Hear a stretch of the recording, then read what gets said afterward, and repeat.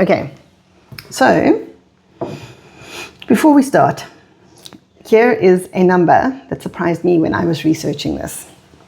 Globally, about 86% of students are already using AI in their studies in some way, shape, or form. And this is primary school, high school, and universities. Okay. So this is across the board.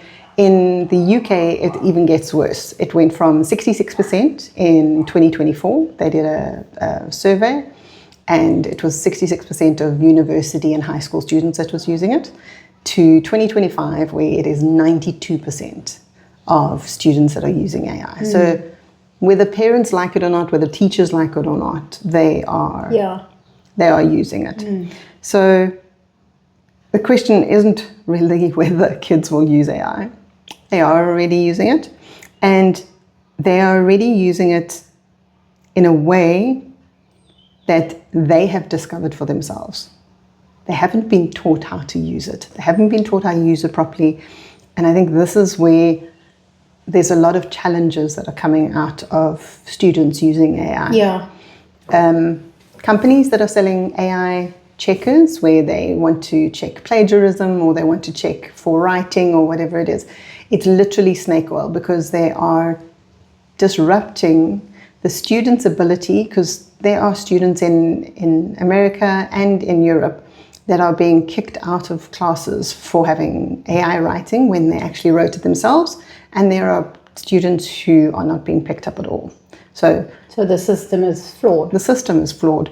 And this is getting us to reevaluate our entire education system, because the environment that our kids are in school at the moment, even the ones that are not yet in jobs and have literally just left school, they are in an environment where AI is being used all over the place.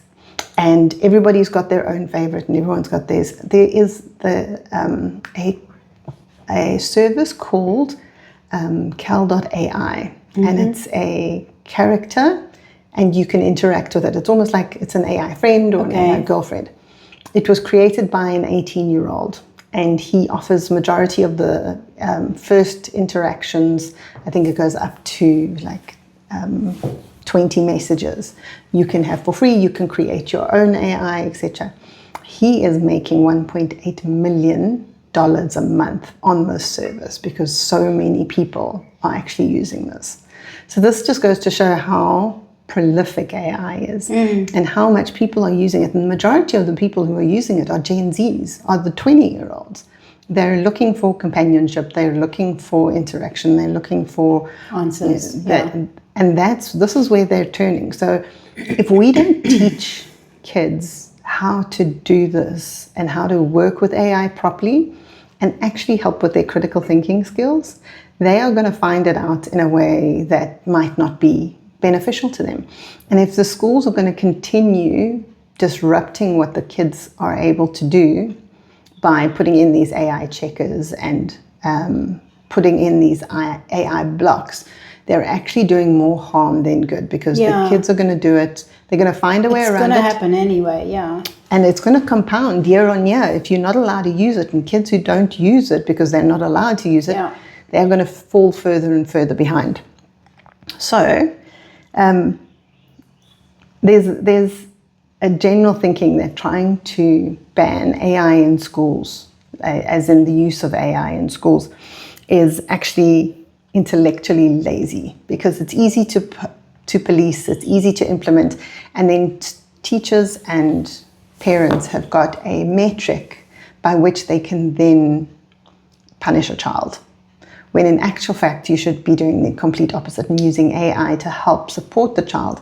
One of the things about the AI in evolution that's come out now is that there was a Harvard study that found that AI supported tutoring for students, and this is customized tutoring for students, they were able to retain twice as much information from a syllabus in half the amount of time. And that wasn't done in a vacuum. It was done through a human-based curriculum that was designed for that student.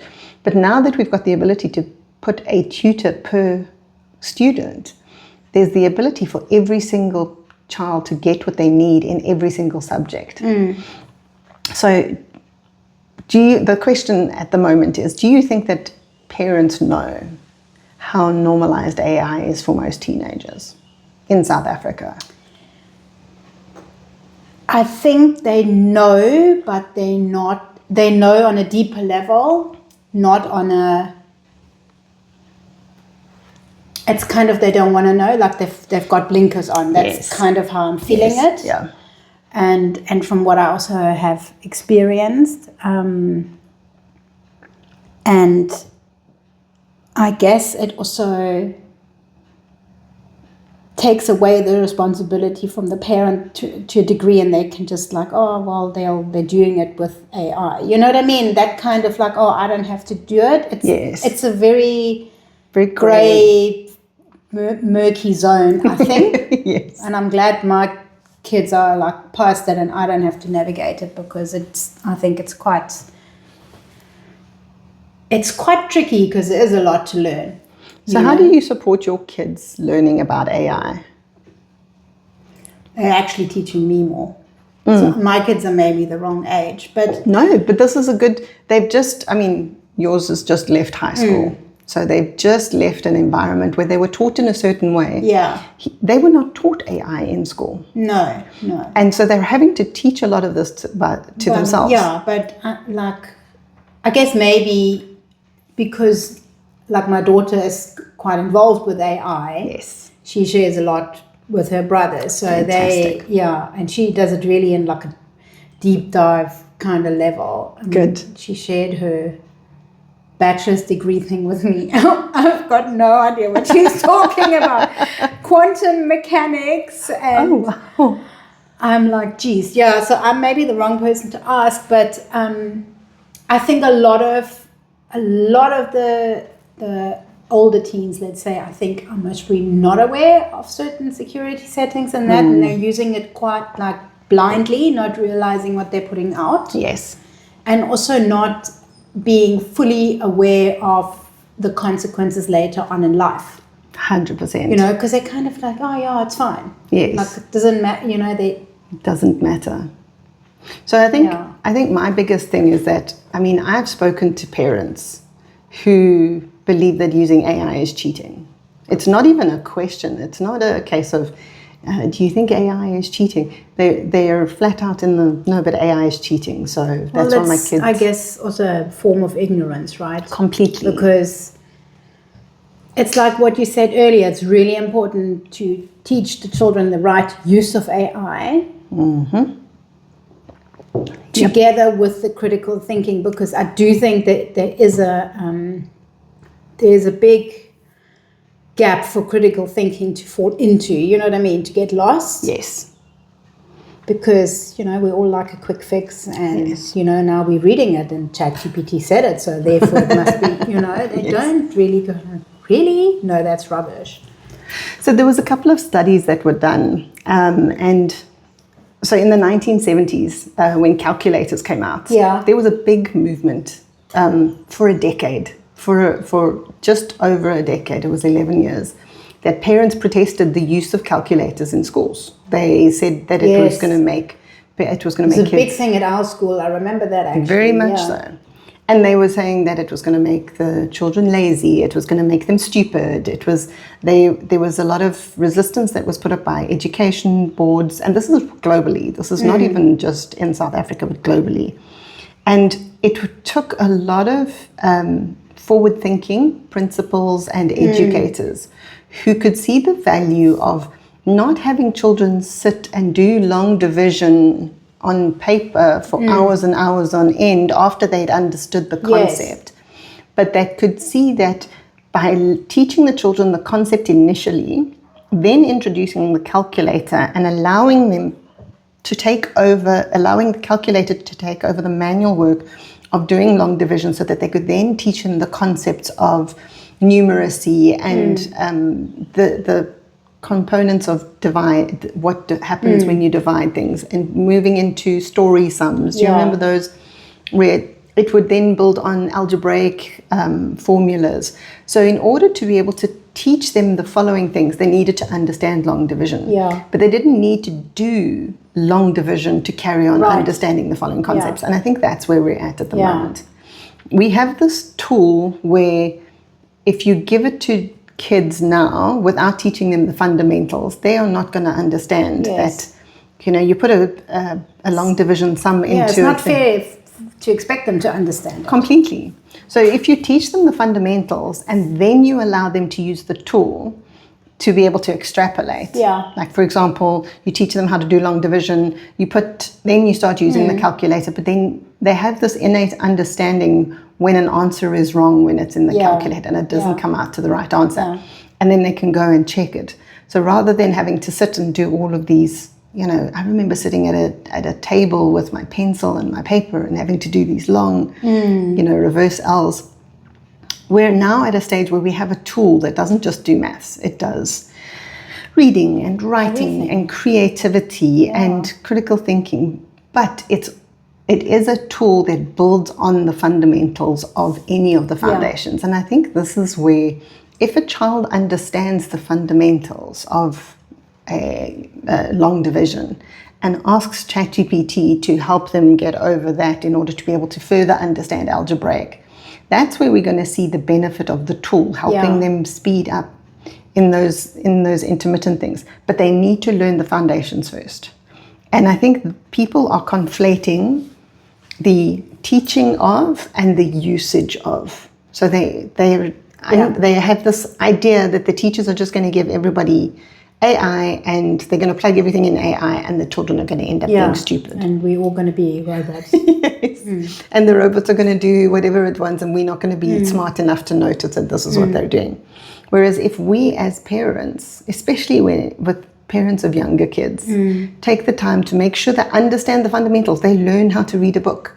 It's not going to help you with an AI tool if you don't know how to read. Read, right. And understand what you're reading. Correct. So an AI can tell you that in Great Expectations, this was the story, this was the message that was being sent and being told at that point in time. But for a child to read the book, The Great Expectations, they would have had to work through the story, understand the characters, pick up the plot line, and then be able to make their own understanding of that. And then check with an AI whether they came up with the same ideas and the same inferences that the AI did. And I think that's where we need to understand that that's how you teach children to use AI. You use it as a tool to help you get to the next level. Because when you're going to start looking into bigger, you're going from Great Expectations into Shakespeare, you're going to use the same kinds of thinking, but you're not necessarily going to be paragraph by paragraph and sentence by sentence going to deconstruct the entire play, for example. So I think a lot of adults, of teenagers, still think of AI as future technology that doesn't impact their kids at the moment. I think primary school people... Yes, that's kind of the blinker thing that... Yes, 100%. So, and I think this is where if you had the opportunity to give your child a 24/7 tutor to help them with their schoolwork, and again, not to replace their learning capabilities, but to support their learning capabilities, would you have taken that for your children? Yeah, I would have. And why? Because there was a lot of stuff that I didn't even understand myself, but it's also a time thing. Yes. Plus, it's like I don't want to be the person to explain that I've done school, like that's a conflict I didn't want to have with my kids. Yes. That was a big thing for me, but Yeah. maybe also because in my house there was always conflict then, like when the parent explained something. So, Yes. and it's obviously, it's also a money thing. Mm-hmm. It's most probably going to be a whole lot cheaper than having a person. Yep. I guess maybe it won't work for everybody, but it could be a really helpful tool in places. So with my youngest son, he had 2 years of maths tutoring. And I saw how he went from hating maths to being indifferent towards it, to actually enjoying it. And now he's in a field outside of school, that he's going to be using maths a lot. And I saw the difference between having a teacher that was good at at the subject, but not necessarily good at his style of teaching. That's such a big thing, especially for math or all the sciences, actually, And I saw the difference when it came to being able to go, and he went once a week to a maths tutor. If I'd had that available for every single day, I personally believe that he would have been completely thrilled with maths, and he would have had an absolute ball with maths. And that for me makes me a little bit sad that we didn't have this capability when they were in school. But I can also see that the potential is there for this to help so many kids. So this gets me to the next question. In South Africa, we have a major problem with teachers. In 2012, there was a ratio of 27 children to 1 teacher. We're now sitting at somewhere between, in 2022, they did another check, and it was anywhere between 30 to 36 children per teacher, with some places, especially in the Northern Cape, going up to 50. 50, wow. It's insane. Yeah, that's crazy. So, and I mean, I think about like the amount of effort that a teacher has to put in for 50 children to try and teach them all the same concept, when they've each got different learning capabilities, when they've each got and they have different baselines. To eat in the morning, and I mean that's the added thing. Yes. You know? So one of the things that's happened in America is that in 2024, Khan Academy started an AI tutor, and they had 68,000 sign-ups within the first 6 months of having this. They are now at 1.5 million subscribers. They're in 255 schools throughout America. And of course, this deals with the American school system. Yeah. However, there is not 1.5 million children in America. There are way more. So what children are doing, because they see the benefit that's happening, they're starting to use the free versions of the tools that are out there, and they're starting to use them as tutors. Unfortunately, because I see where you're going. Yeah. Now you've got a tutor that is teaching them something but hasn't got any guardrails in, hasn't got the curriculum in the background, and hasn't been vetted properly by the authorities. Totally. And for example, if you've got a South African child that's trying to learn about history from an AI chatbot, and it hasn't got the understanding that it needs to be South African history based off of this curriculum. Yes. It's going to give world history. It's going to give international and American. And so it's like they're looking at the wrong reference book. Completely. So we're in a very interesting situation where we've got the capabilities, but no one is teaching our children how to learn with AI. And we don't have a South African, I think there's one lady in Durban that has created an AI robot that you can go and ask questions. So they've put it into one of the schools there, but that is very niche. It's a very niche use case, and you can't have that in every school. But every child who's got a cell phone has got a chatbot on it, has got an AI bot. So if these children have got access to an AI, and they're in the situation where they're not doing that great at school, they can see the potential. What would you think that these children what would you think that their future would be? Like, how do you think that they would be able to go forward? It would be like groundbreakingly different from what it is now. Yep. Because I also think, especially in those situations, I think there are a lot of kids that are quite eager to learn, but they don't even know how. I mean, if your classroom is so full, so I think they would really must really lap it up. I can totally see that. Yeah. So I think this is one of the things that it would open up like worlds. Yeah. In South Africa, I think we've got a huge potential to do good with creating curriculums and being able to support. And it doesn't necessarily need to be a new chatbot that gets developed or sent out. It's just teaching children how to use the existing AI tools to be able to get the benefit from them. And I think that one of the things that at Resonant we're trying to do with that teen tech bootcamp is to teach children how to use AI responsibly and how to understand that Yes. not everything comes out is perfect, and that No, you that need to critical apply. thinking is definitely still needed. Yeah. Exactly. So I think that's one of the things that we did. So here's a question for you. How many parents do you think conflate social media with AI? A lot. Okay. Like, wow, I think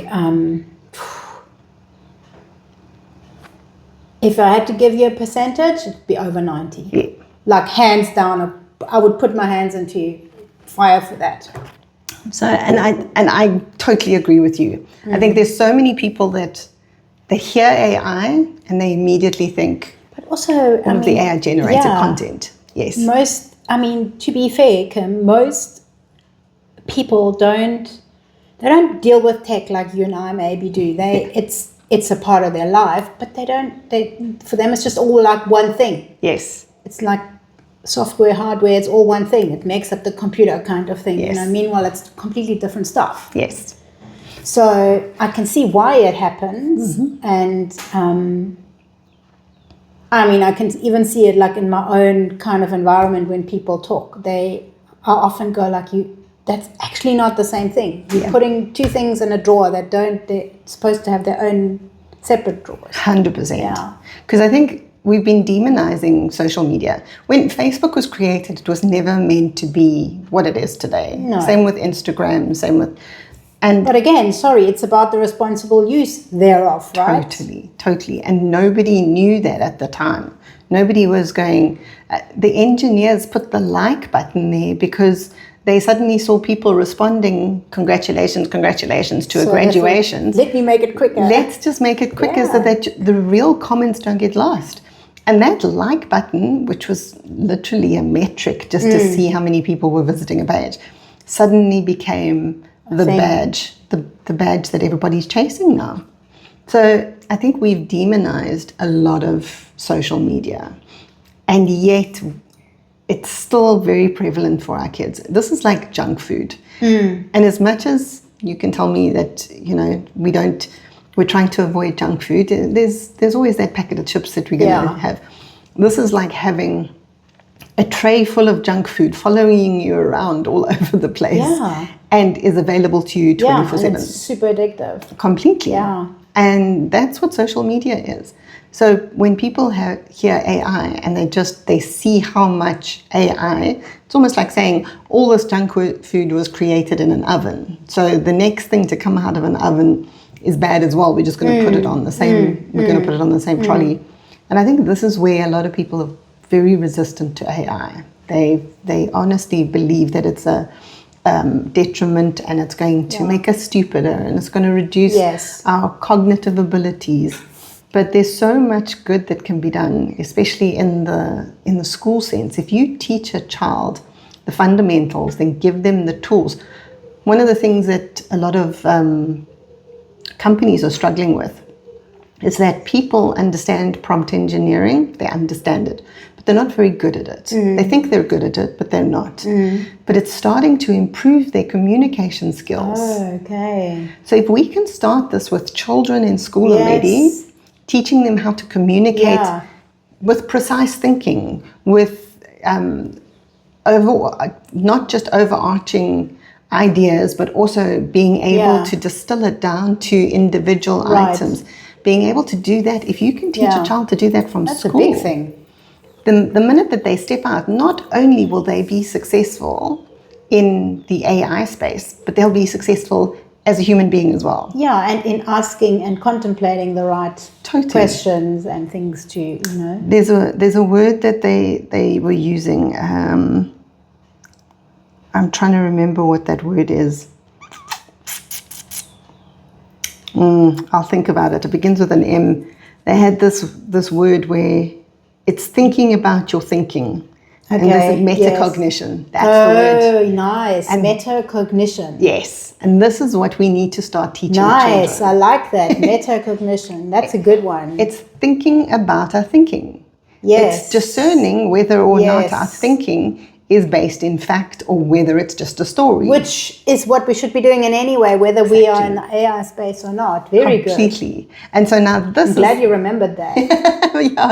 Such a great word. It is. It's going to be the word of the week. Metacognition, right here, right now. So I think that there's a lot that can be taught to kids. Yeah. And what's really scary is that there are so many kids' toys, and not just on a phone. There's a lot of kids' toys that have got AI built into it. And they have shown, there have been plenty of studies that show that brand loyalty starts to be concretized by the time you're 10. Yeah. So this means that... It does not surprise me as a marketing person. Right? Yeah.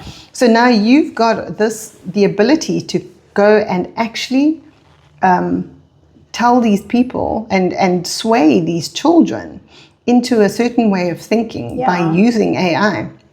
And if they haven't been given the skills to understand or to think about what it is that they're deciding to buy, or to think about why it is that they love a certain brand. What are the deciding factors for me to like this, whatever it is, If they haven't been taught from a young age to think about their thinking, then when's a good age to teach them? Yeah. When you're our age, when we've made so many decisions based on what we believe to be true without actually thinking about that.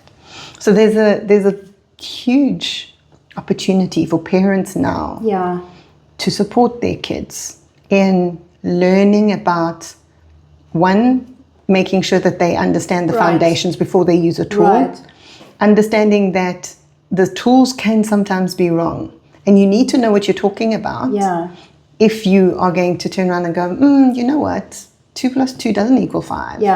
It actually equals 4. So why did you say that? And being able to call it out. Because if we try and put people, and this is where a lot of people are now trying to go into the business world and into the employee world, and they're saying that they can do things because the AI can, but when it comes to the output, they're not getting the right outputs. And there's a lot of people who are now being caught out because of that. Because they've said that they could do something because the AI could, when they didn't actually understand it. And you cannot evaluate something that you don't understand, and you have to evaluate the outcome. Exactly. So this is... Maybe they thought they're going to just like wing it. And this is... Brave. So what's scary is that a lot of companies are now using AI to do the grunt work in companies. So there's no longer that learning cycle that people used to come into a company at the bottom level, design bad logos, draft bad legal documents. There's none of that because the AI is doing it all. So there's going to be a discrepancy between entry level and managerial level, because all of the people that are interns now that are moving up, the intern space is being filled with AI. But then what happens when you now need to fill the next level up? When you start having to have there's a lot you need to learn. Absolutely. And if you've learned, it doesn't matter whether you're in primary school or high school or varsity or college or whatever it is, if you learn how to use AI to be able to think about your thinking, it can do the mundane tasks for you, but you still have to evaluate the output, which means, and this is one of the things we've been teaching at Resonant for so long, that you need to take responsibility for the output. Now it's becoming clearer and clearer, and people are starting to go, aha, guess what? And we've been talking about this for how long? 1.5 years already. I know, but I guess it's just so easy, and it's nice to be lazy and not have to, but completely. So this is one of the interesting things. Sorry, and then I get people say, but I'm just using ChatGPT for just that. I'm going, doesn't matter. You still need to use it responsibly. You know? Yep, there's a lot of people who think... A friend of mine, she feeds information into that thing that I literally said to her the other day. I said, I think you need to be a little bit more... Oh, my word. Okay. No, but the ChatGPT knows my whole family, you know. Okay. Have you checked your settings? Yeah, all of your information is international to you. I'm sure it's fine. Nobody, who's going to look for my information? I'm like, you'll be surprised. It's not even looking for it. No, it's just if you scrape the web and you've gone and shared something, it's out there. It's there. And this is what we need to be teaching our kids, right? And this is one of the reasons why our Teen Tech Bootcamp that's going to start running at the end of March, we want to teach kids the difference between social media and AI. Yeah. And we want to teach them how to responsibly use AI and responsibly use social media. Yeah.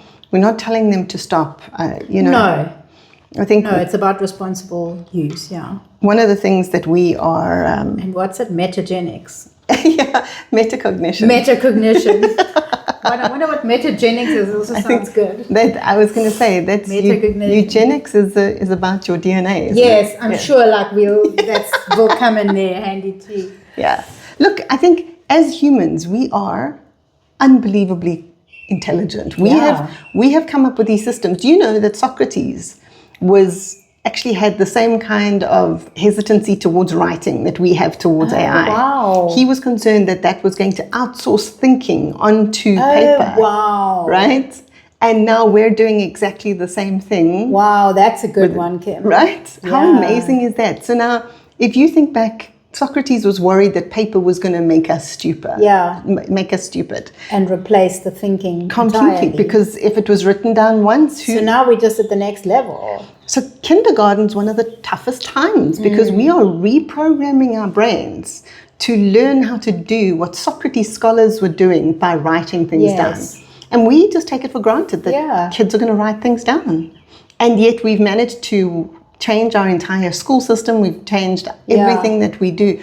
How many stationery shops are around simply because somebody wants to write something down? Somebody like me. Yeah. And this is the thing, organization came from writing. Yeah. And if that hadn't happened, can you imagine the organization in the future? People are going to go, how the hell did we do this without AI? And But I'm already saying that. Yes. Like I'm already going, how did we do that? Yeah. But we did. We did. But we had to like walk that way to get to where we are now. Yeah.